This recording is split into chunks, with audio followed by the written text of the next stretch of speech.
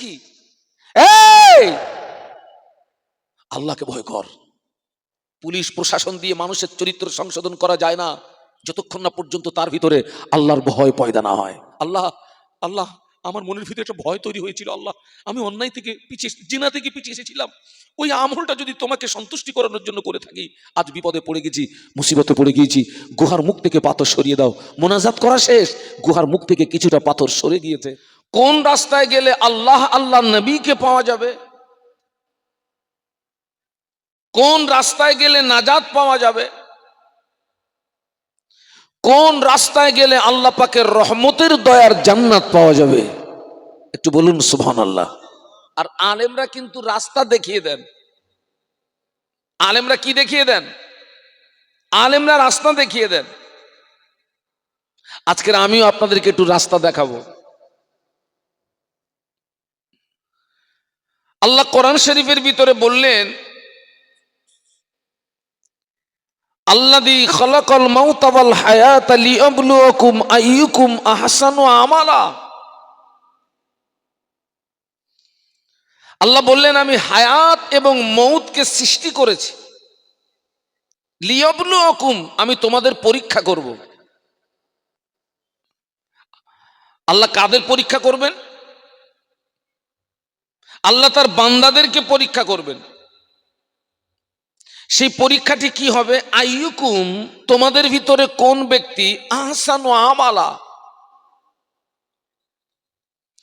আমি আল্লাহ যে তোমাকে হায়াত এবং মৌত এই দুইয়ের মাঝখানে যে সময় দিয়েছি, আপনারা মনে করুন আমি যে মাইক্রোফোনে কথা বলছি এটা হায়াত, আর এই স্ট্যান্ডটা হচ্ছে মৌত। এই যে মাঝখানে একটা জায়গা, সেটা কারুর 50 বছর হতে পারে, 60 বছর হতে পারে, 70 বছর হতে পারে, 80 বছর হতে পারে, 100 বছর হতে পারে, কম বেশি হতে পারে। এই সময়ের ভিতরে কে কতটা আমালে সলে করতে পারে তথা নেক আমল করতে পারে, এটাকে পরীক্ষা করার জন্যই আল্লাহ হায়াত এবং মৌতকে সৃষ্টি করেছেন। একটু বলুন সুবহানাল্লাহ। আমার দিকে লক্ষ্য রাখুন। আল্লাহ কিন্তু বলেননি যে আমি হায়াত মৌতকে সৃষ্টি করেছি তোমাদেরকে পরীক্ষা করব কে কতটা বেশি আমল করতে পারে। আকসারু আমালা বলেননি যে কে কতটা বেশি আমল করতে পারে। আল্লাহ বলেছেন আহসানু আমালা, কে কতটা ভালো আমল করতে পারে, নেক আমল, আমালে সলেহ। কারণ ওই আমালে সলের ওসিলায় আল্লাহ আপনাকে আমাকে আল্লাহ নাজাত দান করবেন। বলুন সুবহানাল্লাহ। নেক আমলের ওসিলায় আল্লাহ বান্দাকে নাজাত দেবে। আমরা সবাই আমল করি কম বেশি, কিন্তু দেখা যায় সেই আমলের ভিতরে আমাদের আবার অনেক আমলে ঘাটতি থেকে যায়, ভেজাল হয়ে যায়। ওই আমলটাই কিন্তু নাজাত পাওয়া যাবে না। খাঁটি আমল, সলিড আমল, নেক আমল। আমি একটা সলিড আমলের কথা বলি। আমাদের জীবনের প্রত্যেকটা আমলের মূল টার্গেট হবে কি বলুন তো? আমার সঙ্গে একটু কথা বলতে হবে। আমাদের জীবনের প্রত্যেকটা আমলের মূল টার্গেট কি হবে? কে বলতে পারেন? বলুন বলুন। বাহ বাহ বাহ, সুন্দর কথা বলেছেন। আল্লাহর সন্তুষ্টি। একটু বলুন সুবহানাল্লাহ। প্রত্যেকটা আমলের মূল টার্গেট হবে আল্লাহর। কুল ইন্না সালাতি ওয়া নুসুকি ওয়া মাহইয়ায়া ওয়া মামাতি লিল্লাহি রাব্বিল আলামিন। একটু বলি না আল্লাহু আকবার।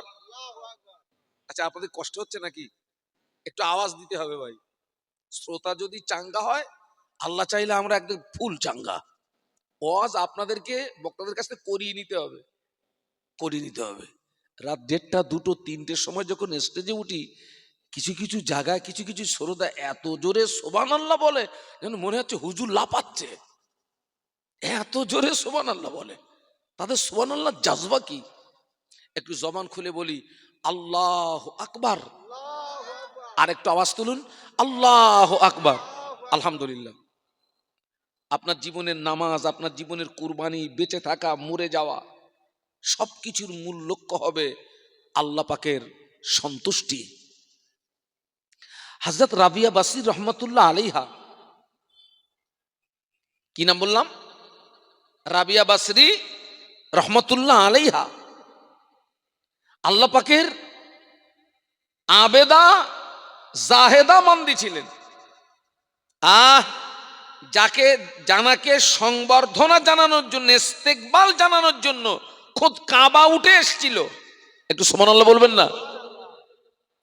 সেই রাবিয়া বাসরী রহমাতুল্লাহ আলাইহা কোনো একদিন এক হাতে এক লোটা পানি নিয়েছেন, আর এক হাতে একটা আগুনের মশাল নিয়েছেন। স্বাভাবিকভাবে উনি যেভাবে চলেন ওই দিনে খুব দ্রুত গতিতে এগিয়ে চলেছেন। ওনার মহব্বতের মানুষ যারা ওনাকে আটকালেন, আপনাকে তো এইভাবে কোনোদিন আমরা চলতে দেখিনি, এত দ্রুত কোথায় যাচ্ছেন? এক হাতে এক লোটা পানি, আর এক হাতে একটা আগুনের মশাল। রাবিয়া বাসরী রহমাতুল্লাহ আলাইহা বলেছিলেন, এই পৃথিবীর অধিকাংশ মানুষ হচ্ছে স্বার্থপর। কিরকম? কেউ ইবাদত করে জাহান্নামের ভয়ে, আর কেউ ইবাদত করে জান্নাত পাওয়ার আশায়। ঠিক বলেছেন না ভুল বলেছেন? কেউ ইবাদত করে জাহান্নামের ভয়ে, আর কেউ ইবাদত করে জান্নাত পাওয়ার আশায়। উনি বললেন, যারা জাহান্নামের ভয়ে ইবাদত করে, আমার এই হাতের পানি দিয়ে ওই জাহান্নামটাকে নিভিয়ে দেব। আর যারা জান্নাত পাওয়ার আশায় ইবাদত করে, আমার এই আগুন দিয়ে, হাতের এই আগুনের মশাল দিয়ে ওই জান্নাতকে পুড়িয়ে ছাই করে দেবো। এই জন্য আমি যাচ্ছি, জাহান্নামটাকে নিভিয়ে দেবো আর জান্নাতটাকে পুড়িয়ে ছাই করে দেবো। দেখি এরপরে এরা কোন আশায় ইবাদত করে। বলেই বললেন, জাহান্নামের ভয়ে ইবাদত হওয়া উচিত নয়, জান্নাত পাওয়ার আশায় ইবাদত হওয়া উচিত নয়। ইবাদত হওয়া উচিত আল্লাহর সন্তুষ্টির উদ্দেশ্য। আল্লাহ যদি খুশি হয়ে যান, ওই বান্দাকে জাহান্নামায় দেবে না, আল্লাহ ওই বান্দার জন্য তার রহমতের দয়ার জান্নাত তৈরি করে রেখেছেন। একটু মহব্বতে বলেন না? আমলটা যদি নেক আমল হয়, খাঁটি আমল হয়, সলিড আমল হয়, এত দাম খাঁটি আমলের, নেক আমলের। খাঁটি আমলের ওসিলা দিয়ে দোয়া চাইলে আল্লাহ পাক জীবনের গুনাহ মাফ করে দেয়। খাঁটি আমলের ওসিলা দিয়ে দোয়া চাইলে আল্লাহ পাক বড় বড় বিপদ মুসিবত থেকে বাঁচিয়ে দেয়। খাঁটি আমলে এত দাম, এত মূল্য।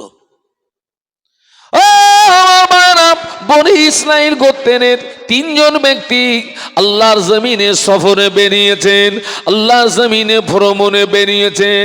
প্রতিমধ্যে ঝড় বৃষ্টি তুফান শুরু হলো, প্রতিমধ্যে ঝড় বৃষ্টি তুফান শুরু হলো। ওই 3 জন ব্যক্তি ঝড় বৃষ্টি তুফান থেকে বাঁচার জন্য একটি গুহার ভিতরে আশ্রয় নিল। কিন্তু দেখতে পাওয়া যায় বিশাল একটি পাথর গড়াতে গড়াতে গড়াতে গড়াতে গুহার মুখটা এসে আটকিয়ে গেল। এখন 3 জন ব্যক্তির জীবন যাওয়া ছাড়া কোনো রাস্তা নাই। এক কথায়, সহজ কথা বলতে গেলে, ছোট মুসিবত থেকে বাঁচতে গিয়ে 3 জন এখন বড় মুসিবতে পড়ে গেছে। ঝড় তুফান থেকে বাঁচার জন্য একটি গুহার ভিতরে আশ্রয় নিয়েছিলেন, কিন্তু আল্লাহর হুকুম, বিশাল একটা পাথর গড়াতে গড়াতে ওই গুহার মুখটা এসে আটকে গেল। পুরো একেবারে ভাতের হাঁড়ির মুখে যেরকম সরা দিলে যেরকম হয়, ঠিক ওই রকম। বাবা, পাথরটা এমন পাথর, তিনজন যে ভিতর থেকে ঠেলে দিয়ে পাথরটাকে সরিয়ে দেবে, রাস্তাটা এমন নয়। তিনজন এখন কঠিন মুসিবতে, তিনজন গুহার ভিতরে আপনার পরামর্শ করছে কি করা যায় বলতো। এখন তো আমাদের জীবন যাওয়া ছাড়া কোনো গতি নাই, আমাদের জীবন যাওয়া ছাড়া তো কোনো রাস্তা নাই। তিনজনের ভিতর থেকে একজন বলছে, ভাই রে, রাস্তা একটা আছে। এই কঠিন মুসিবত থেকে বাঁচতে গেলে আমাদের জীবনের কার কি নেক আমল আছে, সলিড আমল আছে, ওই আমলের ওসিলা দিয়ে দোয়া চাইলে আল্লাহ গুহার মুখ থেকে পাথর সরিয়ে দেবেন। বাবা, আমাদের জীবনের কোন আমলটা সলিড আমল আর কোন আমলটা ভেজাল আমল, ওটা চোখ বন্ধ করে বিগত জীবনের আমলের দিকে তাকালে একটু বোঝা যায় না, যায় না? বলুন বলুন, কোনটা ভালো আমল আর কোনটা খারাপ আমল? তিনজনের ভিতর থেকে একজন বলছে, ভাই রে, আমার একটা খাঁটি আমলের কথা মনে পড়ে গেছে ভাই, একটা খাঁটি আমল, সলিড আমলের কথা মনে পড়ে গেছে ভাই।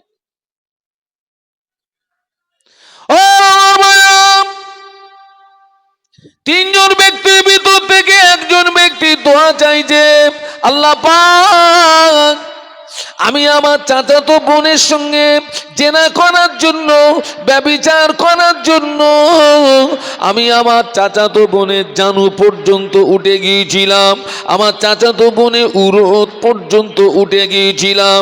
আমার চাচাতো বোন আমার দিকে চেয়ে বলেছিল, আল্লাহকে ভয় করো, আল্লাহকে ভয় করো, আল্লাহকে ভয় করো। ও রব্বুল আলামিন, আল্লাহ পাক আমার বোনের কথাটা আমার হৃদয়ে এমন ভাবে রেখাপাত হয়েছিল, আমার বোনের কথাটা আমার হৃদয়ে এমন ভাবে গেঁথে গিয়েছিল। আমি আল্লাহ, আমি অন্যায় থেকে পিছিয়ে এসেছিলাম, আমি জিনা থেকে পিছিয়ে এসেছিলাম, আমি গুনাহ থেকে পিছিয়ে এসেছিলাম। ও রব্বুল আলামিন, আল্লাহ পাক ওই আমলটা যদি তোমাকে রাজি করানোর জন্য করে থাকি, ওই আমলটা যদি তোমাকে খুশি করানোর জন্য করে থাকি, আজ বিপদে পড়ে গিয়েছি, মুসিবতে পড়ে গিয়েছি, গুহার মুখ থেকে পাথরটা সরিয়ে দাও। মোনাজাত করা শেষ, গুহার মুখ থেকে কিছুটা পাথর সরে গিয়েছে। একটু মহব্বতে বলা যায় না? আমলটা কি আমল? খাঁটি আমল। সবাই মিলে বলুন, কি আমল? সলিড আমল। বাবা, চাচাতো বোনের সঙ্গে জেনা করার জন্য উরত পর্যন্ত উঠে গেছে বাপ, ওইখান থেকে পিছিয়ে আসাটা সহজ না কঠিন? কথা বলে না। ও চাচাতো বোনের সঙ্গে জেনা করার জন্য উরত পর্যন্ত উঠে গেছে। ও চাচাতো বোন বলছে, তুই করছিসটা কি? আল্লাহকে ভয় কর। পুলিশ প্রশাসন দিয়ে মানুষের চরিত্র সংশোধন করা যায় না যতক্ষণ না পর্যন্ত তার ভিতরে আল্লাহর ভয় পয়দা না হয়।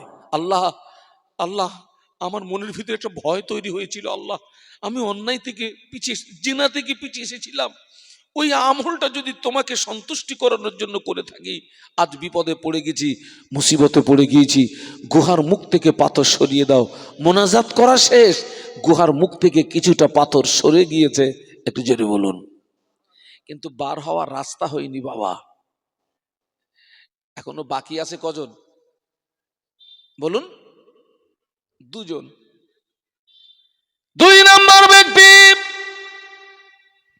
তার জীবনের একটা খাঁটি আমলের ওসিলা দিয়ে আল্লাহ পাকের দরবারে দোয়া চাইলেন, পাথর আরো কিছুটা সরে গেল, বার হওয়ার রাস্তা হলো না।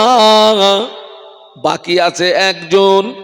একজনের দোয়ায় যদি পাথর সরে যায়, তিনজন বেঁচে যাবে। পাথর যদি না সরে, তিনজন মারা যাবে। এবারে আপনারা বলুন, তিন নাম্বার ব্যক্তির আমলটা কতটা খাঁটি আমল হওয়া চাই।